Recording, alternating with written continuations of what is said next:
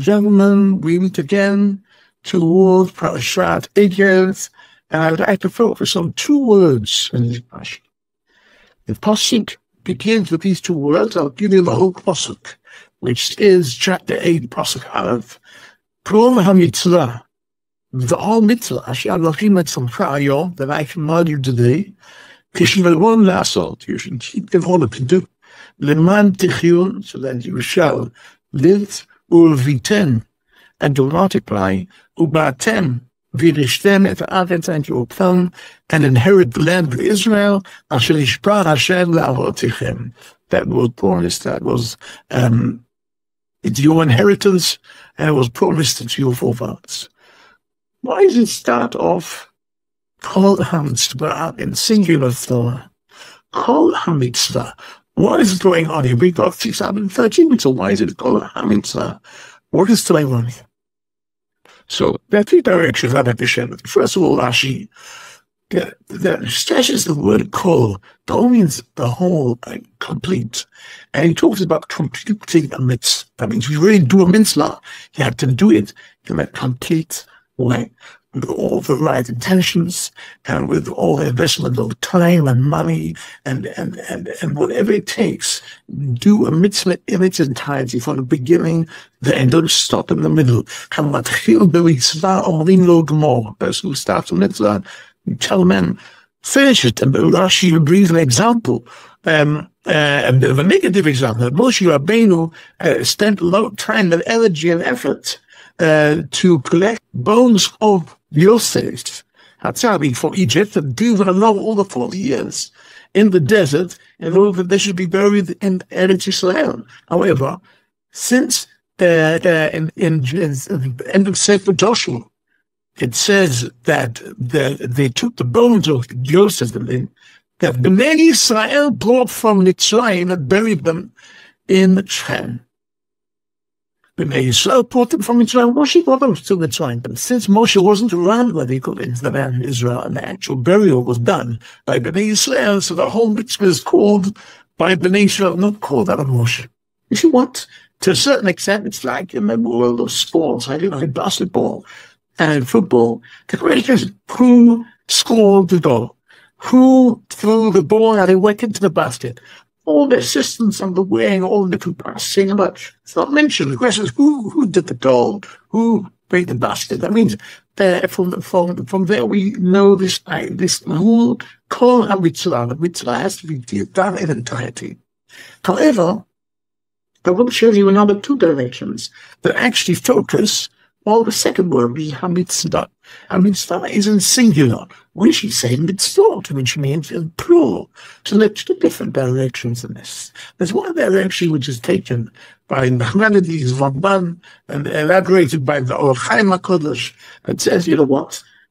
And the continuation of the pasuk, it hints to all the negative mitzvot, all the positive mitzvot, because it says, the additional one, you have to keep those who are negative mitzvah, lasot, the positive mitzvah. Then trying to tell us that all the 613 mitzvot, like divided into 365 negative mitzvot, and 248 positive mitzvot. And this is a package deal. We have to do them all.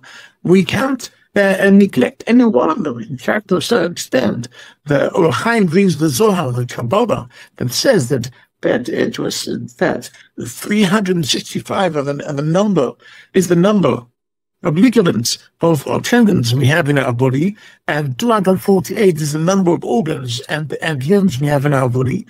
And it's not good enough that we do one less. I mean, if it's like one human body, so it's not good enough. If we have pain or in one little finger, so the whole body suffers. If we have pain in one little organ, on one little limb, the whole body suffers. So in the same way, Kol HaMitzvah, we should see the Torah in its entirety with all its 613 mitzvot.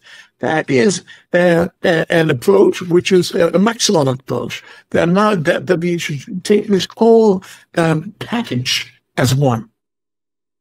However, there is the Kviyako and the Rambam that take in all this fabrics that they say the main thing is to keep one mitzvah. It's that in its entirety, with the right idea, with the right beginning and the right middle and the right end, with the right investment of time and energy and money and whatever it takes to do this mitzvah, do this one mitzvah, do it properly. In fact, the Rambam even says it was a reason that in his spiritual Mishnah, he says at the end of Makos, he said, why do we have so many mitzvahs? So that hopefully more around will do properly. All we need is one mitzvah we do properly.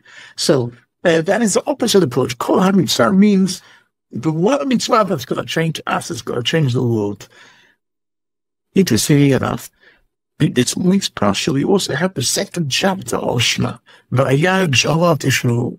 And after last week, we had the first parsha, which is Shema Yisrael. Hashem B'Bateinu Hashem Echad. And if you look at the first chapter, the second chapter, it's also very interesting. The first chapter is an ideal world. We're just talking about love, and we're talking about commitment, and that's the ideal world back. Like we said, just stop calling each other. Ideal world is to keep all the mitzvot, keep everything they get, all make it a whole package. I think the second chapter is Vayaya and Shalom, this week's parsha, talks about reward and punishment. It's a realistic world. We do things well, we get reward. We don't do things well, we get punishment. It's a realistic world.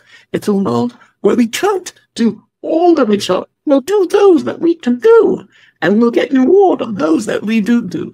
So again, we have maximum in mitzvot, which is doing them in a full way with all the right intentions, and we have a minimal mitzvot, which is to do them and for reward and for punishment, to do whatever we can. So I feel in this week's parsha, we actually given the parameters in which we have to operate as Jewish people within the mitzvot. We have to try our very best. First of all, to do it from beginning to end, as Rashi said. Second of all, understand that there is an ideal, which is Mahatas Hashem Elokeinu, the love Hashem, and to do all the mitzvahs in one big package.